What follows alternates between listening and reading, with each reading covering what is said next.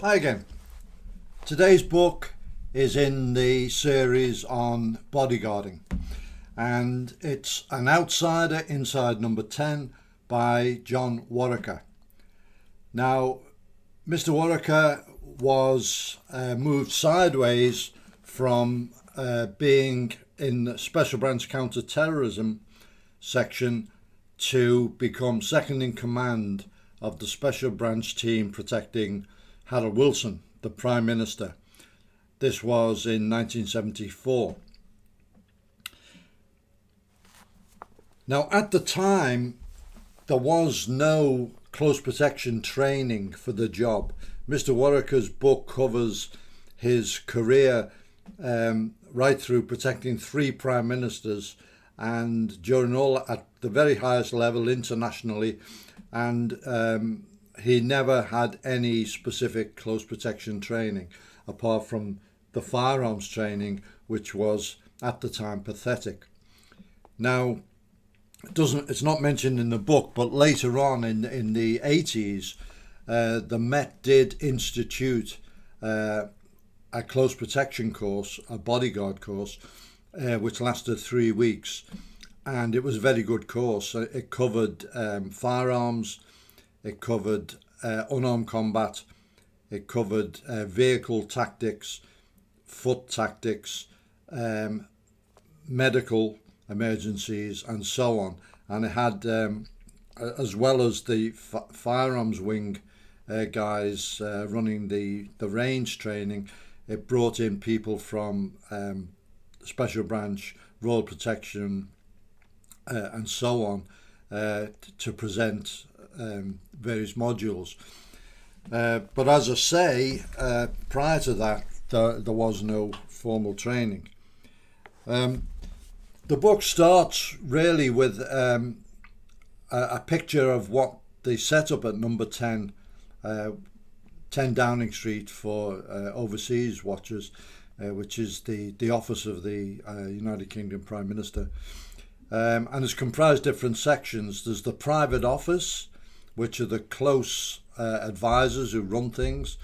There are the secretaries, who are not typists.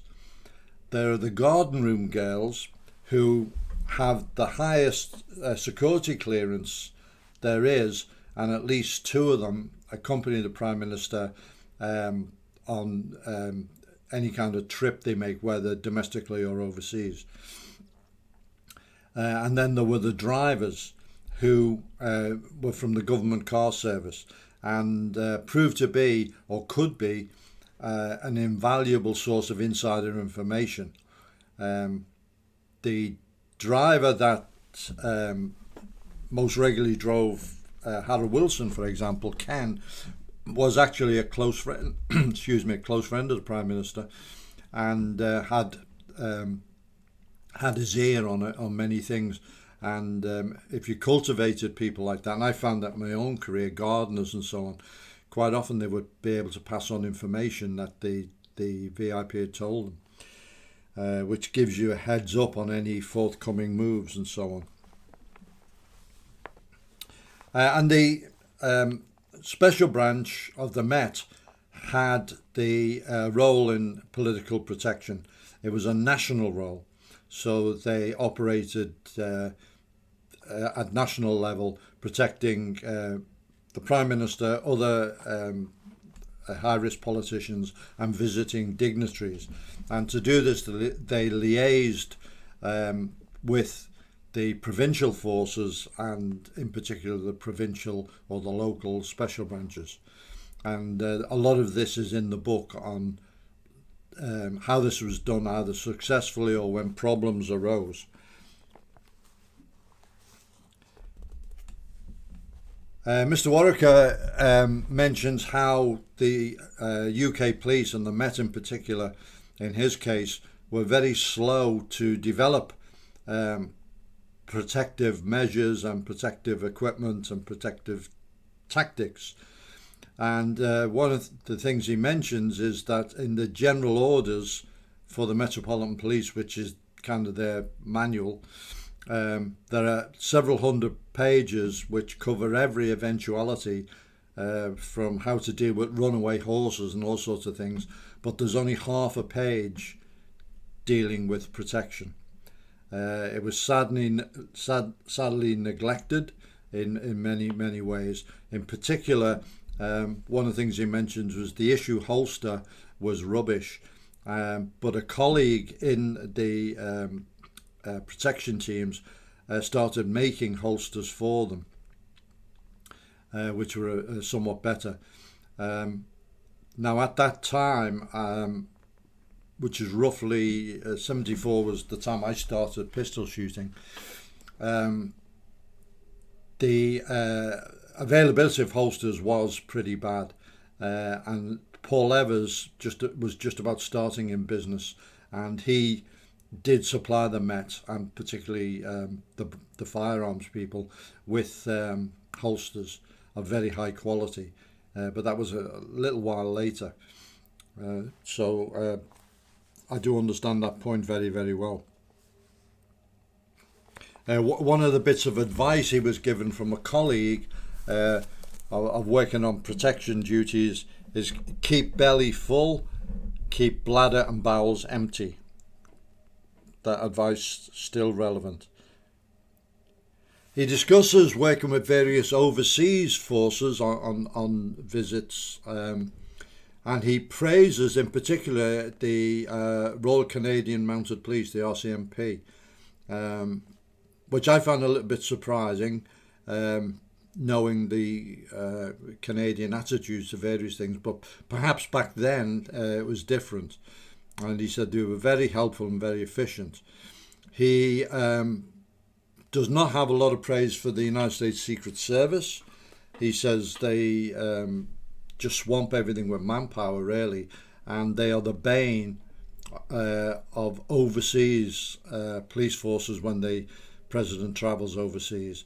A visit by the Secret Service is regarded as not something to look forward to. And the Japanese he dismisses as culturally unsuitable for the job because of the hierarchical system and their inability to kind of think individually. That's his view, by the way. He paints pen pictures of the three prime ministers that he looked after. Harold Wilson, well, it comes over as very insecure. He thought many people were plotting against him, including MI5. Some true to it. There were elements in the security service who had those views, and of course in his own party, like most political leaders, there's always cabals against them. But he took it very seriously, to the point where his digestion was affected severely. He suffered from it. He was a bit of a chameleon, really. He came over with that bluff Yorkshire accent, but I've heard broadcasts from early in his career where his accent was completely different, and I think he sort of he was a bit of an actor in that way. James Callaghan, quite prickly, very cunning, very political, quite cold even to his wife. Margaret Thatcher, pretty much very cooperative with the security. She recognised they had a job to do, particularly with the Irish terrorism threat, and she was pretty easy to work with. One of the things in the book is the Commonwealth Conference in Lusaka in '79, just after she'd been made Prime Minister, and I particularly remember this because one of her manifesto pledges was to recognise the then Rhodesian government of Muzorewa and Sithole. But she was then pressured including by Carrington at the Foreign Office and by the Australian Premier, into going along with a resolution passed at the Commonwealth Conference, which led eventually to the Lancaster House, and it led to Mugabe and all the wonderful things he did for his country.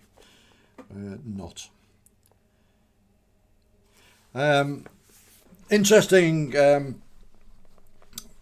insight into the royal side when he had to go to Balmoral with the Prime Minister and spend time up there over the Christmas. And life in the palace, well, it's an amazing insight. You would think that they were the courtiers of Louis XIV, the way they behave. So much into protocol, rank, position, prestige, and so on. The pecking order was everything. And there was very, very little thought given to protection. And the royal protection officers, who are completely separate from the special branch, they're actually part of the uniform force at the time, didn't really have a lot of say in what happened. So just a slightly different insight.